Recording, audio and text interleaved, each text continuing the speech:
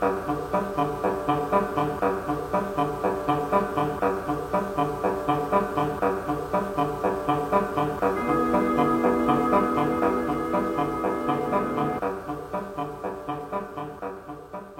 suis Salima Tenfish, je suis docteur en études cinématographiques, en histoire et esthétique du cinéma. Je suis post-doctorante de l'EHESS au MUCEM et mon centre de rattachement est le Cercle, ici à la Vieille Charité.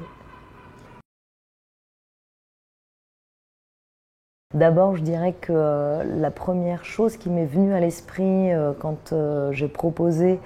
une projection débat pour le festival, c'est tout le travail que mène la nouvelle génération de cinéastes algériens du cinéma contemporain d'après la guerre civile, donc celle des années 90, qui réinvestit l'espace public avec des thématiques, des personnages et des manières d'écrire des récits filmiques qui désobéissent pleinement à la ligne officielle du régime algérien, puisque ce sont des cinéastes qui osent traiter de sujets qui jusque-là étaient tabous et qui s'affranchissent du cinéma étatique en allant chercher des financements à l'étranger.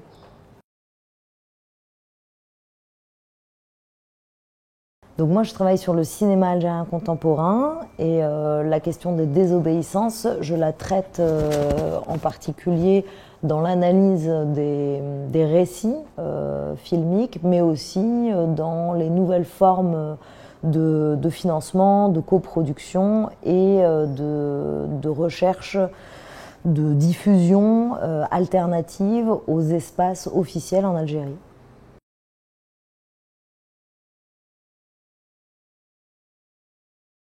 Alors pourquoi l'interdisciplinarité est centrale? C'est que dans mon cas, moi je travaille donc sur le cinéma, mais j'adopte une approche, enfin je croise plusieurs approches du cinéma, une approche esthétique, j'étudie les formes, les récits, la narratologie, le type de personnage, le renouvellement des espaces. Donc cette approche esthétique, mais aussi une approche historique plus classique, c'est-à-dire où je vais m'interroger sur les conditions de production, sur les conditions de diffusion, et en croisant les questions de financement, c'est-à-dire quels sont les cinéastes qui ont droit ou pas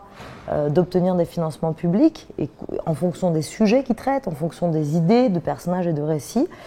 on peut mieux comprendre quels sont les films qui sont diffusés en Algérie dans des espaces étatiques ou à la télévision, donc dans les salles mais aussi à la télévision, et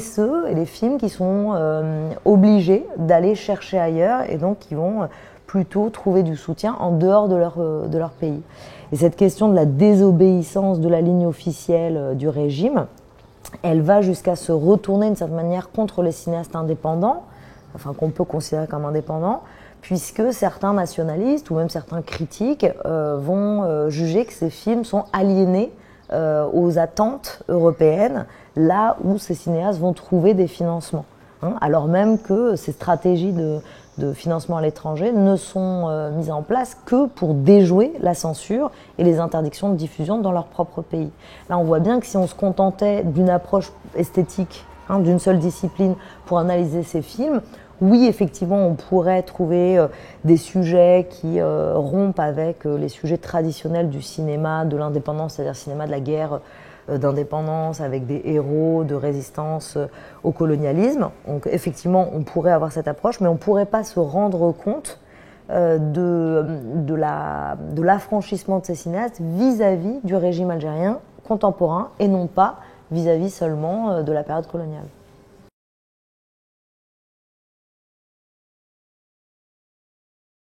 Alors, quel devrait être, c'est celui qu'elles ont,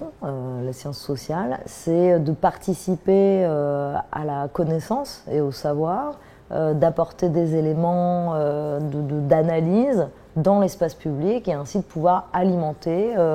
le débat public et donc d'enrichir l'espace public, donc l'espace de contradiction, du conflit non violent. Et dans le cas algérien, on mesure à quel point l'éclatement de l'espace public au moment de la guerre civile et la difficulté à retrouver un débat public apaisé et encadré par les libertés publiques, les libertés d'expression, liberté donnée à la fois aux journalistes, aux intellectuels, mais aussi aux cinéastes et aux artistes, joue un rôle central pour le débat, pour la vie publique et la vie politique dans le pays.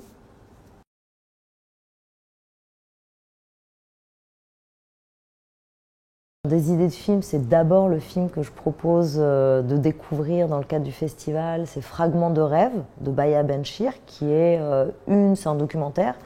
Baya Benchir, c'est une des cinéastes de ce renouveau algérien d'après la guerre civile, qui donne la parole à une dizaine de militants et d'intellectuels algériens à travers le pays et qui permet de retisser de cette manière-là l'espace public et le lien social qui a été brisé pendant la guerre civile en Algérie. Un autre film d'un corpus très éloigné de celui que j'étudie, c'est La Vague de Dennis Gansel. C'est un film allemand qui est tiré d'une histoire vraie, d'une expérience qu'a menée un professeur de lycée qui a voulu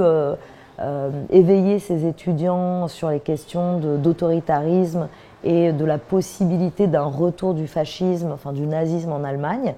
qui s'est retrouvé à finalement fabriquer un groupe d'élèves prêts au contraire à reproduire cette expérience de fascisme. Donc une expérience qui s'est retournée contre le professeur et contre les élèves de lycée. Donc je vous invite à aller le visionner. Peut-être qu'il est au programme du festival, je ne sais pas, ce serait une bonne idée. La Vague de Dennis Gansel.